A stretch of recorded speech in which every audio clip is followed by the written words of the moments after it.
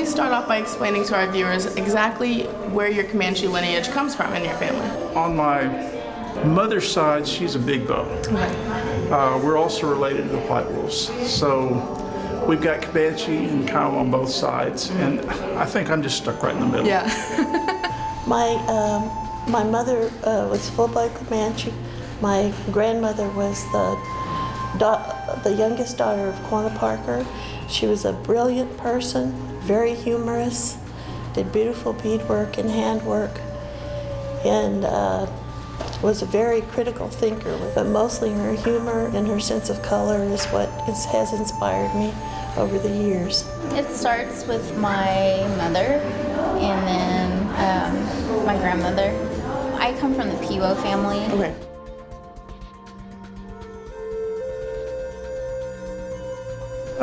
You know, that they are each unique in their own right, and I think they need to stay that way.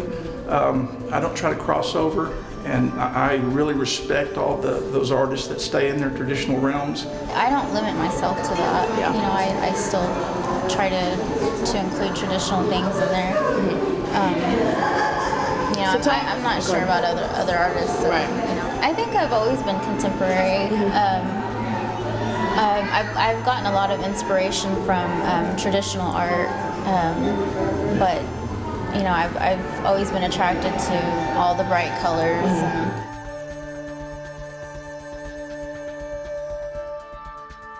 So do you think that there's maybe a process that you go through when it comes to starting a painting? Oh, or definitely. is it just go with it? No, there's a process. I start with maybe a storyline, and from that storyline, I look for pictures or faces or things, objects. Instead of stashing them in a folder, I'll scan them.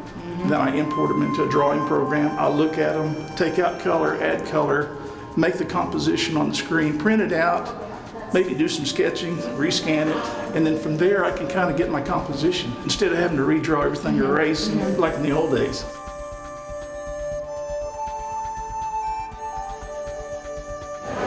Everything around me is an inspiration. My whole culture is an inspiration. But I think the youth is very important because, you know, they're the next generation. They're the ones that are going to carry all of these traditions and language and whatnot and art forward, you know, into the future. So It's like I got to look at the people that I grew up with, family members, friends. You just go into the store, just seeing different Indian people. I found them so interesting, and I'd make mental notes, and that's where these came from. I've got some stories that I'd like to tell with pictures, and this is the best way to do it. Awesome. That's a good way to put it. I like that.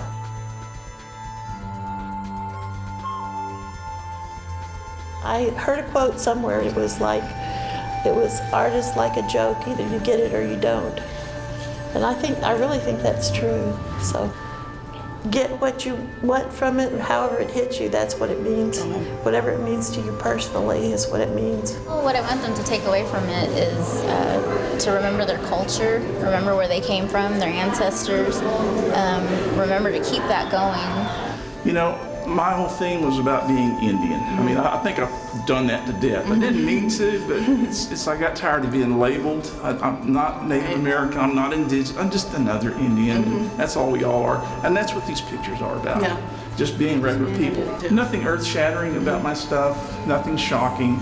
That's just, hopefully, will just bring about some pleasing memories and just pleasing thoughts. Definitely. I like it. Yeah. Okay, well there you heard it from Ed Hoosier himself. Make sure you come check out our Pahiitu exhibit here at the Comanche National Museum and Cultural Center.